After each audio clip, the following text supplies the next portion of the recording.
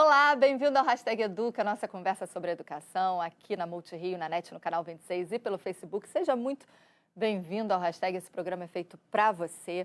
Você que acompanha a gente já sabe, mas se você chegou agora, você participa com a gente aqui no Hashtag através das postagens no nosso Facebook.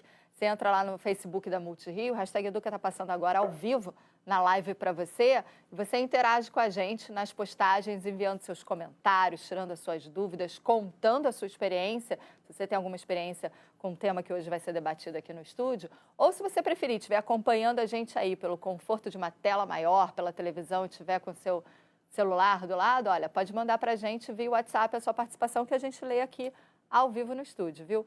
E o tema de hoje é extremamente interessante para a gente, né, para os cidadãos de uma maneira geral, para quem vive a política, enfim, presta atenção no governo de uma forma geral, não só no Brasil, mas no mundo. E para você, professor, que lida com essa geração já aí praticamente digital, 100% digital, e que está vendo essa garotada ter anseios e desejar coisas para o planeta de uma forma geral, inclusive a vida política. A conversa de hoje é Millennials na política. E olha só, eu já trago para vocês alguns dados. Nos últimos anos, eleitores do mundo inteiro viram um aumento significativo de jovens concorrendo a cargos políticos nos Estados Unidos, nos países da Europa e da África e aqui também no Brasil. São os Millennials. Essa geração chamada Millennial, ela é nascida entre os anos de 1981 e 1996. Eles têm, hoje, entre 23 e 38 anos de idade. Nas últimas eleições americanas, só para vocês terem uma ideia, o número de millennials aumentou em mais de 300% no Congresso, com cerca de 700 millennials concorrendo a cadeiras legislativas estaduais em todo os Estados Unidos. Aqui no Brasil, o último pleito eleitoral, as eleições de 2018, resultaram na maior renovação da história do Congresso Federal. A começar pela transformação na trajetória política dos parlamentares, né? Mais da metade dos deputados eleitos para a Câmara Federal começaram nesse ano, 2019, o seu primeiro mandato. E no Senado, 87% dos senadores são novatos na vida pública e na vida política. Mas a renovação não fica só por aí não, viu? Em cada 5 novos deputados tem até 35 anos de idade. Qual o papel da juventude nesse fenômeno mundial que a gente observa essa geração de 20 e poucos anos e 30 entrando na política? E o que tem levado essa geração tão ligada a causas sociais, a ativismos na internet e fora da internet, a ingressar na vida pública? Uma vez eleitos, quais são as dificuldades que eles encontram e como eles se relacionam com os seus públicos? Deixa eu só ver aqui, ó. Desculpa, entrei um pouquinho. Para a gente ter uma ideia, hoje está sentada aqui do meu lado a deputada Marina Rocha. Ela tem 30 anos, ou seja, ela é da geração Millennial. Ela foi vereadora aos 23 anos, não é isso, Marina? Exatamente. Ou seja, ingressou mais ou menos nessa faixa etária que a gente está tratando. Tem agora o seu mandato como deputada estadual na Alerj, aqui no Rio de Janeiro. É empresária e parlamentar. Seja muito bem-vinda ao Hashtag Educa. Muito obrigada por ter vindo, por vir conversar com a gente sobre esse fenômeno que realmente vem chamando a atenção de todos nós. Muito obrigada pela sua participação aqui no Hashtag Educa, viu? Boa tarde a todos que nos assistem. Eu quero aqui agradecer, né, o privilégio de estar aqui batendo esse papo descontraído e poder passar um pouquinho para todos que nos assistem, para vocês, o nosso dia a dia, né, como que um jovem se porta diante da política. A Marina, ela é um exemplar bem importante para isso, porque, assim, se a gente observar os millennials de uma maneira geral, as mulheres millennials, elas têm uma participação na sociedade cada vez mais forte. Então, é bom a gente também ter o olhar da geração, mas o olhar também da mulher dessa geração na política. E aí eu já queria trazer para vocês mais alguns dados para começar o bate-papo com a Marina. Só para quem não entende bem, a gente aqui no Hashtag fala muito porque está lidando com escola, né, com psicologia de uma maneira geral, mas se você chegou agora, a gente tem a geração X, Y, Z, Alfa e os Millennials. Os Millennials, eles têm umas características muito peculiares. são muito ligados à informação e conteúdo de uma maneira geral, geralmente têm mais anos de estudo que seus pais e seus avós, acesso à universidade, ou seja, são formados em alguma graduação. E uma coisa muito comum entre eles é a questão da diversidade. São todos muito plurais, etnicamente, em termos de raça, religião, diversidade de gênero. E era exatamente isso que eu queria trazer para você. Quando você olha a sua geração de parlamentares hoje, mais ou menos, né, nessa faixa dos 23 aos 38 anos, que características que para você são mais marcantes em relação às gerações passadas? Eu sei, por exemplo, que seu pai tem uma trajetória política. Quando você olha as gerações passadas, o que você vê de diferente nessa geração? Bom, uma coisa que eu observo muito é que nós somos mais destemidos, né? A gente gosta de desafio. Então, isso eu acho que tem sido uma característica muito bacana de nós estarmos hoje na política. Né? De todos ali que eu convivo, até mesmo dentro da Assembleia Legislativa do Rio de Janeiro, e eu vejo a capacidade de inovar, né? Não tem medo de criar coisas novas. Eu acho que isso tem sido um grande diferencial. Você acha que talvez por isso essa história, você está falando da história do medo e do desafio, você acha que por isso talvez essa geração, que hoje a gente tem uma geração de políticos vindo de ativismo, principalmente na internet, isso reflete um pouco dentro desse comportamento? Começa com não ter medo de confrontar o poder público através de causas sociais e ativismo e acaba ingressando na vida política. Você acha que isso é uma questão para vocês, dessa geração? Exatamente, isso influencia muito. Eu acho que antigamente ficava muito no arroz com feijão, muito aquele negócio bem simples, né? Bem regrado. Hoje não, hoje todas as regras são quebradas mediante a iniciativa, mediante a inovação. Eu acho que isso tem sido um grande diferencial, sim. Você encontra resistência? Você percebe, por exemplo, ao entrar tão jovem na política, você percebe algum tipo de preconceito ou resistência das gerações anteriores, ou do tipo, ainda tem muita coisa ainda para viver e tal? Como é que é a relação das gerações mais velhas com a geração mais nova? Então, eu passei um pouquinho por isso na minha primeira candidatura, né, de vereadora. Né? Me candidatei muito nova, né, com 23 anos de idade, mesmo sendo de família política, mesmo meu pai já estando inserido na política, mas as pessoas já olhavam para mim com certo preconceito. É muito nova, não vai fazer nada, não tem responsabilidade. Então, esse tipo de preconceito eu enfrentei, sim. E isso eu fui provando que o jovem pode ser responsável e que o jovem pode fazer diferente, sim. É claro que o jovem ele tem aquele momento de lazer, né? O jovem tem aquele momento pessoal, mas o jovem também é capaz de ser diferente no trabalho e na responsabilidade. Agora, você vem de Guapimirim, para quem está acompanhando a gente em rede nacional, é a área do Grande Rio, região metropolitana do estado do Rio de Janeiro. É uma área, inclusive, bem importante em termos de preservação ambiental, ali está na subida da serra, né? 70% do município. Isso, de área de preservação ambiental. Ou seja, e você faz parte do PMB, que é o Partido da Mulher Brasileira. Essas causas mais sociais, as ambientais, por gênero, também são causas marcantes desta geração de millennials no mundo inteiro. Como é que você lida com isso? Então, eu lido com muita tranquilidade. Eu sou de um município pequeno, de aproximadamente 60 mil habitantes, né, onde a política é totalmente diferente da capital. Né? Hoje eu vivo aqui dentro da ALERJ, da Casa Legislativa, onde eu tenho vários companheiros de cidades distintas e muitos aqui da capital, e a gente observa que a política é diferente. Né? A política do interior é muito voltada às causas sociais, porque a política do interior não é uma política de discurso, não é uma política de bandeira, não é uma política de sigla partidária. Então, o modo de fazer política aqui na capital é totalmente diferente do interior. Então, eu consigo lidar muito bem, porque eu atendo os anseios da população nessa área, né? E eu vivencio. Então, quando a gente faz e trabalha em prol de uma coisa que você vivencia, fica muito bem mais fácil.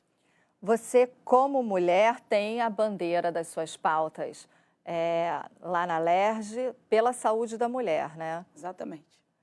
Existe preconceito por você ser mulher, deputada e mulher? Como é que é o seu trato e o que você observa em relação às suas colegas parlamentares?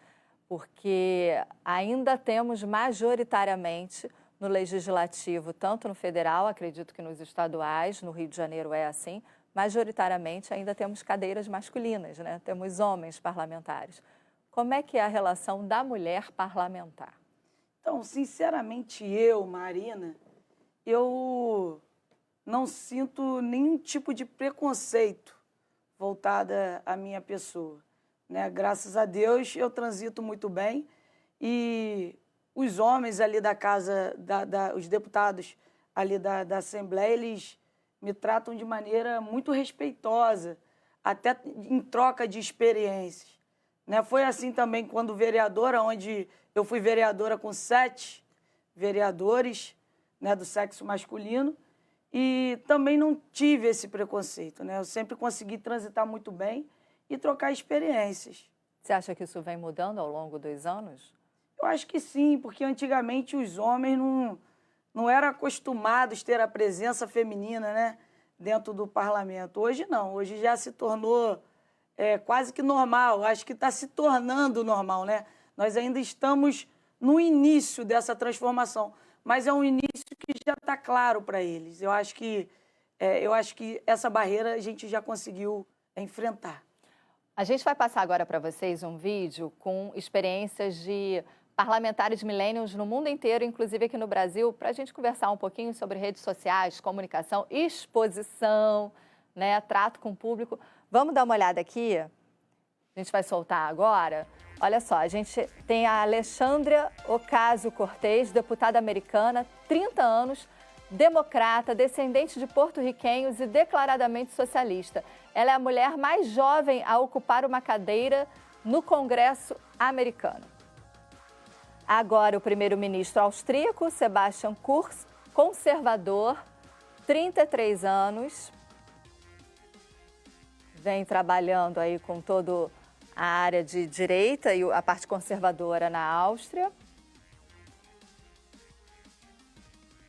O ministro da Juventude e Esportes da Malásia, Syed Sadiq, 26 anos, do Partido Indígena Unido da Malásia. Instagram deles todos aí.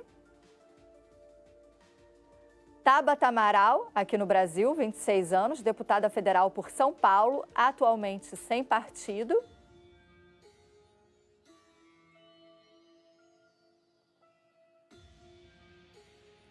Kim Kataguiri, 23 anos, deputado federal pelo DEM de São Paulo.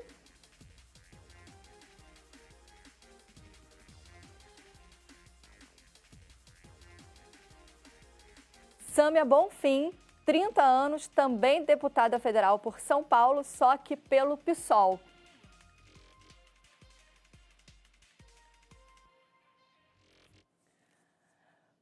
O que me chamou a atenção na hora que a gente selecionou essas imagens é porque eu acho que mudou o corpo a corpo, né?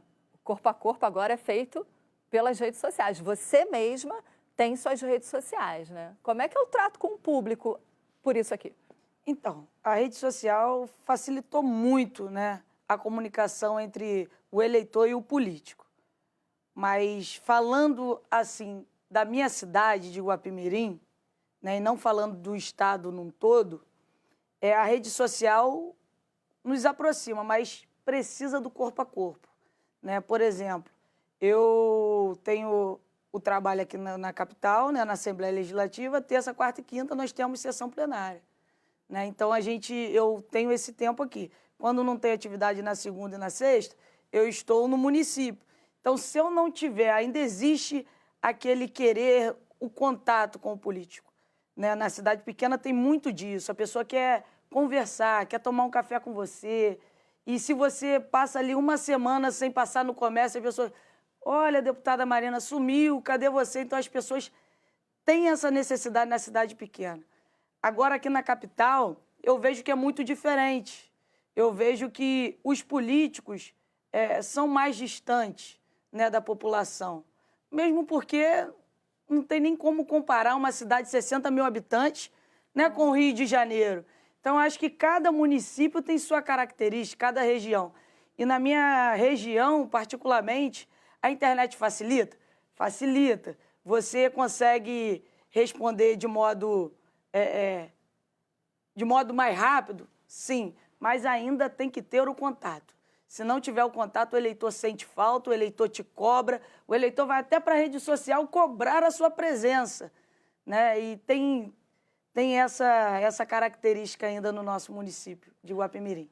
Isso é interessante que você está falando, porque a gente está falando para o país inteiro, então, em alguns lugares, essa deve ser a realidade. Mas eu acho que nunca se viu, e quando a gente passou ali as imagens, você percebe no político uma postura mais influencer. Então, aparece ele em casa comendo, vídeo, né? Ele nos momentos dele de lazer, nos momentos de política.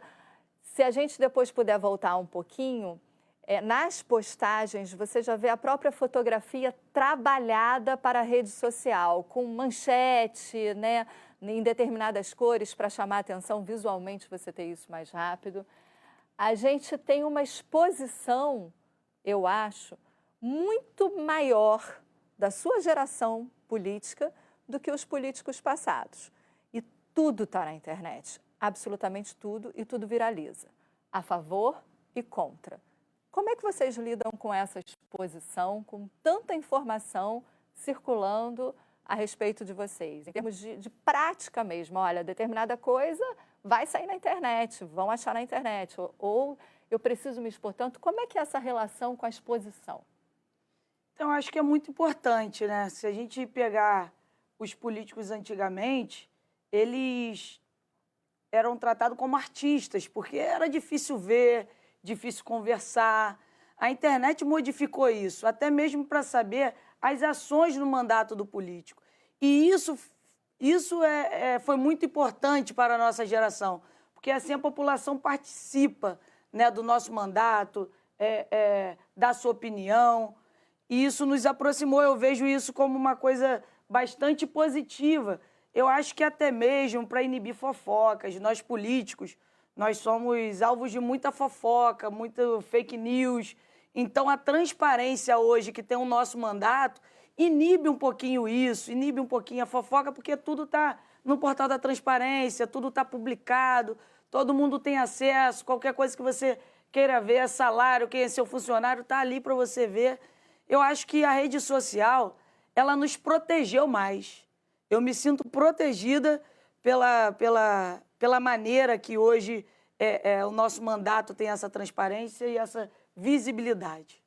Agora, eu vou fazer uma pergunta pessoal mesmo assim. As gerações anteriores se sentem confortáveis com tamanha exposição hoje da política de uma maneira em geral? Você percebe isso nas conversas e tal, em relação à internet, às redes sociais? Eu acho que não se sente muito confortáveis, não. Né? Eu acho que não são todos também, eu acho que muitos estavam acostumados a ter práticas e essas práticas não ir ao conhecimento do seu eleitor e ao conhecimento do seu público, e isso causou um pouco de medo, né? Desconforto. Eu vejo que há sim um certo desconforto. Agora, desses né, millennials aí na política que a gente acabou de mostrar, houve um caso na Malásia que chocou bastante o representante que a gente mostrou aí agora nesse vídeo, que foi o seguinte: uma moça de 16 anos fez uma enquete no Instagram perguntando se ela deveria ou não se suicidar. E ela se suicidou, por conta do resultado da pesquisa que indicava que ela deveria tirar a própria vida. Isso chocou os parlamentares da Malásia. Aquele primeiro-ministro dos esportes se pronunciou e está tendo todo um pensamento do legislativo mesmo, aí legislativo, executivo e judiciário também, pela saúde mental da juventude no país, né? A gente está reprisando aqui a página do primeiro-ministro lá da Malásia. E eu queria te perguntar o seguinte, eu acho que pela primeira vez estamos vivendo uma geração onde os eleitores vivem muito mais tempo dentro do mundo virtual do que fora dele. Vocês, como parlamentares, vocês estão preparados para isso? Para lidar para uma geração que está muito mais dependente do que acontece aqui dentro, do que, de repente, vai acompanhar você, vai estar junto de você, vai estar te cobrando por aqui, pelos seus likes, pelos comentários, do que nas galerias do plenário, lá, por exemplo, da Alerj. Como que vocês estão olhando para a maneira de governar, para essa governança virtual e para os próximos, enfim, para os próximos anos, para essa sociedade que passa muito mais tempo aqui dentro do que fora?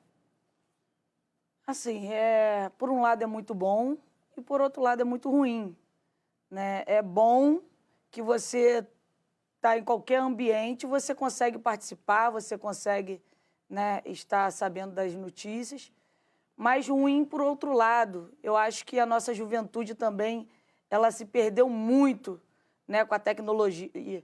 As coisas, por exemplo, eu, na minha infância, eu ainda brincava de pique-bandeira, eu ainda brincava nas calçadas lá da minha cidade. Eu acho que a juventude perdeu um pouco isso. E o que aconteceu, né, no caso dessa jovem, é muito preocupante. É algo que deve ser prevenido, né? Inclusive, na Assembleia, tramita um projeto, né, de minha autoria, o projeto Cuca Legal, que estabelece dentro das escolas um grupo de profissionais que cuidam da saúde mental dos alunos, né? E isso é muito sério. Se a gente, em março desse ano, né, teve aquele caso em São Paulo, né, de 2 alunos que entraram nas escolas, fizeram 10 vítimas fatais. E esses alunos passaram pela unidade escolar. Agora a gente para pensar, se estivesse esse grupo de apoio, esses profissionais que cuidassem da saúde mental desses 2 alunos, será que isso ocorreria ou de maneira preventiva conseguiria inibir essa ação? Eu acho que nós, como parlamentares, a gente tem que ficar preocupado na prevenção e temos que trabalhar na prevenção, né? A questão virtual é uma questão inevitável. Essa questão aí, cada dia que vai passar, vai ficar mais influente. Os jovens querem jogar mesmo, não vão querer jogar mais pelo videogame, pela internet. Mudou, o mundo digital invadiu o nosso país. Então, isso é inevitável. Mas nós, como governantes, como parlamentares, nós temos responsabilidades de nos prevenir, de cuidar para que certas ações não aconteçam. Pegando o gancho aqui, literalmente, uma das coisas que a gente viu ao estudar o roteiro é que essa geração de político tem uma visão de planeta muito mais sustentável, né? Independente de ideologia e de partido. É uma preocupação da sua geração. E eu sei que você está com um projeto de recuperação da malha ferroviária no estado do Rio de Janeiro. Eu queria que você falasse um pouquinho sobre isso. Então, eu sou vice-presidente, né? Nós instalamos na semana retrasada na Assembleia, junto com o deputado Elbert Rezende, que é o presidente, né, da Frente Parlamentar, né, em defesa, né, da malha ferroviária, em defesa dos transportes, né, ferroviários. E é um transporte que, além de a gente estar recuperando, né, o turismo dentro do nosso estado, é um transporte que ainda é muito utilizado, né, por algumas pessoas para trabalhar, para se locomover. Por exemplo, lá em Guapimirim, nós temos um trem. Nós temos o trem que liga Guapimirim e vai até Saracuruna. E muitas pessoas do município de Guapimirim trabalham fora do município. O município ainda é um município pequeno, em desenvolvimento. Então, as pessoas ainda não têm emprego para comportar todo mundo. Então, usam ali o trem para poder se locomover para trabalho. Mas também o nosso objetivo nessa frente parlamentar é resgatar a cultura, resgatar o turismo, né? Eu cheguei a andar de Maria Fumaça. E é incrível você poder lembrar disso. E hoje isso não acontece aqui no nosso estado, né? E a gente vem lutando para isso, vem tentando resgatar, né, a cultura e o turismo. E eu acho que essa frente parlamentar vai colaborar muito, até mesmo para defender, porque hoje os trens, pelo menos no meu município, que faz aquele roteiro, é de péssimas condições. Então a gente precisa trabalhar, nós precisamos inovar também o que já tínhamos, né? Não adianta a gente inventar, a gente tem que conservar, né, junto com a inovação. Foi bom você falar sobre isso, porque assim, a gente já conversou isso algumas vezes no hashtag, e aí como cidadão a gente vê muito. Às vezes um governante vem, aquilo que estava dando certo, porque não era da gestão dele, não aproveita e recomeça tudo de novo. E aí vai dinheiro público fora, né, os gastos todos. Você acha que a sua geração, e aí você especificamente, conseguem quebrar esse vício que a gente tem no Brasil de recomeçar tudo de novo? Você acabou de falar, né? A gente tem uma coisa para aproveitar, por que não? E fazê-la... Eu acho que sim, eu acho que antigamente vivia muito a política do cabresto. Então, um político não queria manter a marca do outro político. E isso nunca deu certo, não vai dar. Eu acho que a mentalidade nova, a mentalidade jovem, a mentalidade que hoje nós temos, não é porque nós somos novos, não, é porque a gente teve a oportunidade de aprender com os erros deles. Então, eu acho que isso acabou, eu acho que só quem perde é a população. Eu acho que a gente não tem... O nosso Estado chegou no momento em que a gente não precisa inventar nada. Nós temos que implantar coisas que realmente funcionem e manter o que já está funcionando.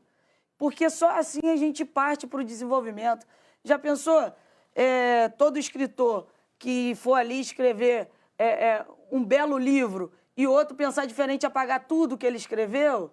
Então, assim, a gente nunca vai para frente. Eu acho que hoje, nós temos muito essa mentalidade pelo aprendizado, né, do passado, que nunca deu certo. Por que vai dar agora? Então, isso ficou como aprendizado para a gente. Agora, uma das suas pautas, e aí bate com essa questão geracional que a gente está falando, que é a saúde da mulher, é o papel da mulher na sociedade mesmo. Qual é a sua avaliação sobre o que as mulheres vêm conquistando nos últimos tempos? Até em termos de saúde pública, né? Os hospitais estarem preparados para não cometer violência obstétrica, tudo isso, essas conversas em torno da mulher, né? Do papel da mulher.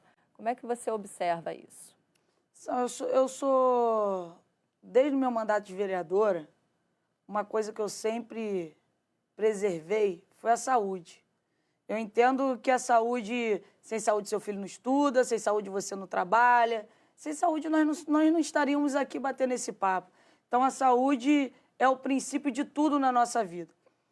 E as mulheres, por terem os seus afazeres domésticos, por sua vida ser muito mais corrida do que a vida do homem, porque o homem sai para trabalhar, quando ele volta ele tem ali a comida pronta, ele tem a casa limpa, ele tem a roupa lavada. A mulher não tem esse privilégio. A mulher, quando trabalha fora, a maioria tem que chegar em casa, tem que fazer comida, tem que lavar roupa, tem que cuidar do filho, tem que fazer tudo que o homem não faz.